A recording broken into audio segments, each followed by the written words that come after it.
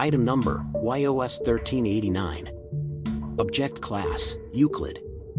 Containment Procedures, YOS-1389 is kept in a 8-meter cubed containment chamber, and it must be covered in a light-absorbent blanket in order to not cause accidental exposure. No one is to enter YOS-1389's chamber during its active state, and must be removed from the chamber immediately. If a staff member is exposed to the effects of YOS-1389, they are to be immediately quarantined. Description: YOS-1389 is a Halloween prop dating from the early 21st century.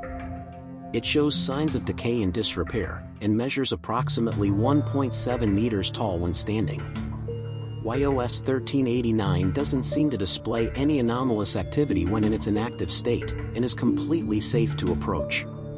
However, in its active state, its eyes will glow a bright blue hue, which glows for about 4 to 5 hours.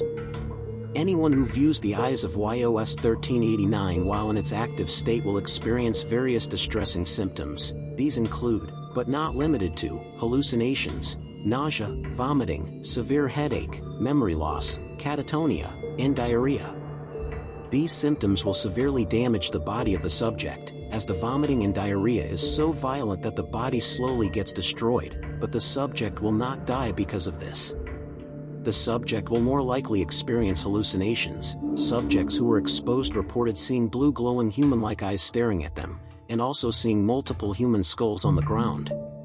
The subjects 80% most of the time become very paranoid, as the vision of the hallucination made them very uneasy. After 4 hours of exposure, the subject's eyes will glow a bright blue. The subject is unaware of this, as the glow didn't disrupt their vision, and the subject will become unusually calm during this stage.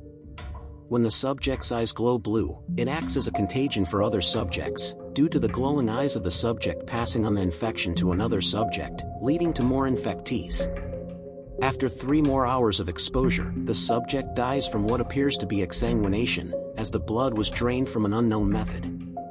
The glow in the eyes of the infected subject will dissipate, and a black substance will leak out from the tear ducts. Analysis of the substance reveals it to be human tissue and blood with DNA from another person yet unidentified. No other changes happen after the leaking of the substance. Due to the symptoms of YOS-1389 being very contagious, no one is to come into contact with any infected subject until the subject expires. Addendum 1389-1, Discovery of Object. YOS-1389 was discovered when reports of people mysteriously dying from an unknown cause caught the attention of the authorities. The police don't seem to understand why the subject's eyes are leaking a dark substance. The other officers took the bodies for disposal, while one officer caught something glowing blue in the victim's closet. He decided to investigate further and took a closer look, and it was a prop presumably for Halloween, glowing a bright blue from its eyes.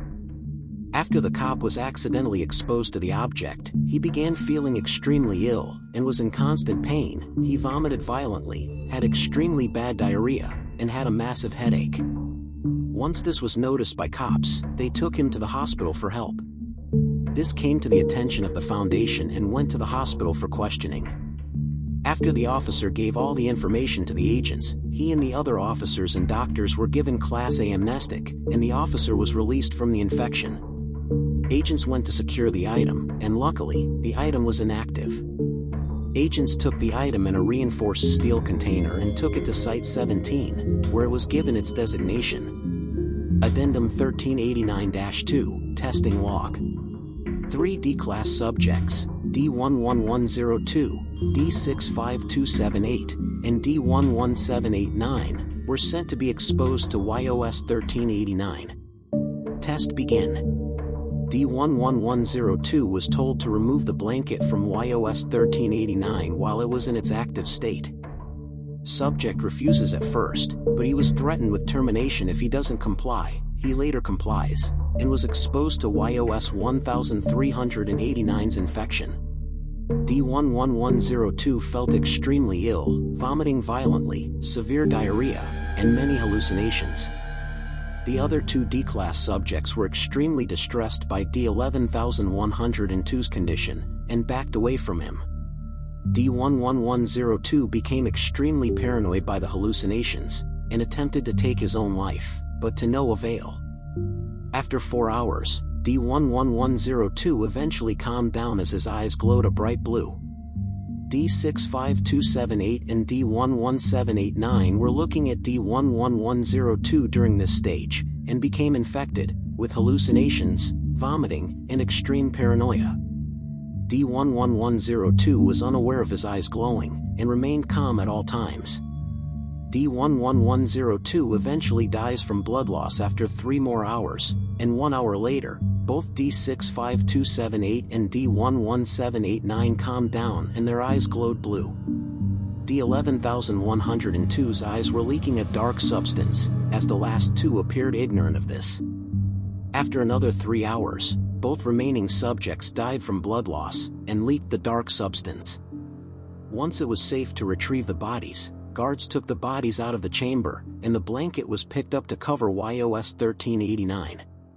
Analysis of each subject leaking the dark substance matched the same unidentified person. Further investigation of who this person is and if they're responsible for creating YOS-1389 is ongoing. Addendum 1389-3, Incident. Dr. Redacted was accidentally exposed to YOS-1389 when trying to envelope it with the blacker that fell off, exposing the head. Dr. Redacted is quarantined and dies within 7 hours. The body was incinerated, and Foundation personnel are instructed to wait until YOS-1389 is inactive in order to safely cover it with the blanket.